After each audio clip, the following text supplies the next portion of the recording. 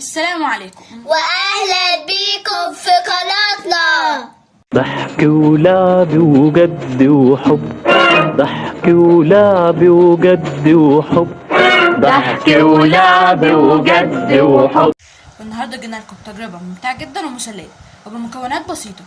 تابعوا معانا الفيديو عشان تعرفوا ايه هي التجربه. مكونات التجربه: 1 بيضة، 2 خل، 3. كوباية ازاز.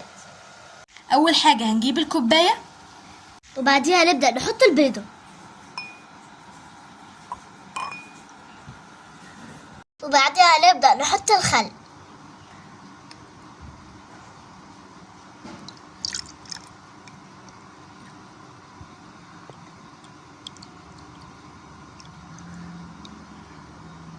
شايفين يا جماعه بدات البيضه ان هي تطلع فقاقيع.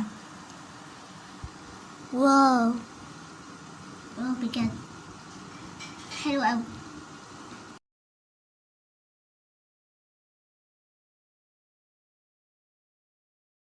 وهنبدا ان احنا نغطيها وهنسيبها 24 ساعه وهنرجع لكم.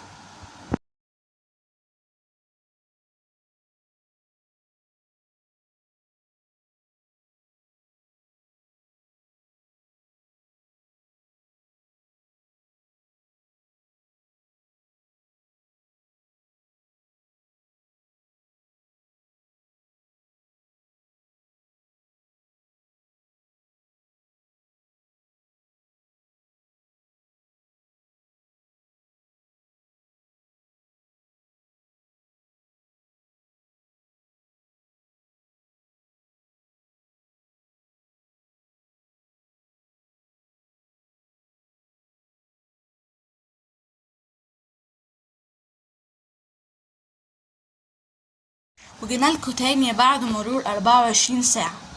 ويلا بينا نشوف التجربة نجحت ولا ايه. ويلا بينا نفتحها ونشوف نجحت التجربة ولا ايه. بصوا يا جماعة، هو محصلش غير تغييرين على ما اعتقد. اول حاجة ظهرت حاجات حمرا فوق الخل زي ما احنا ما شايفين كده، يعني مطلعة شوية فقاقيع. تاني حاجة حصلت ان البيضة زاد حجمها، وفي شوية حاجات كده اتقشرت في البيضة بقى لونها ابيض.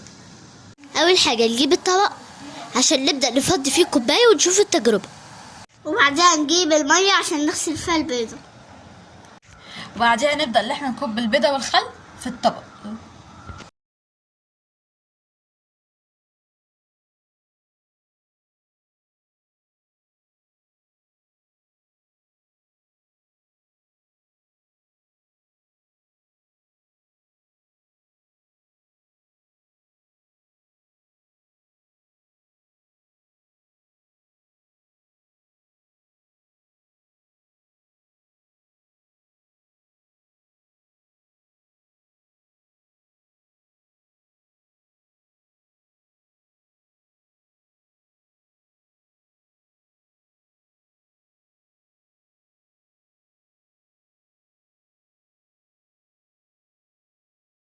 شايفين يا جماعة شكلها تحفة واو وشكلها مطاطي جدا.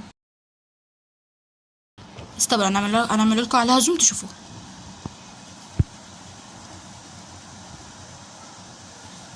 واو بجد ملمسها بقى طري جدا. بلمسها مطاطي جدا.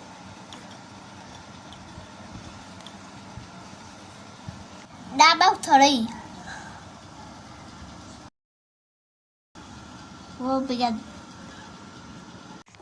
طب ايه السر ورا كل ده؟ وليه البيضة طلعت معانا بالشكل المطاطي اللي كنا شايفينه في الفيديو ده؟ طبعا يا جماعة خلينا عارفين ان البيضة قشرتها من بره مصنوعة من كربونات الكالسيوم، والخل بيحتوي على حمض الخليك. فاول ما نحط البيضة في الخل بيبدأ الخل ان هو يدوب قشرة البيض وبينتج غاز ثاني اكسيد الكربون، وده بيظهر على شكل فقاقيع زي ما شفنا بالظبط.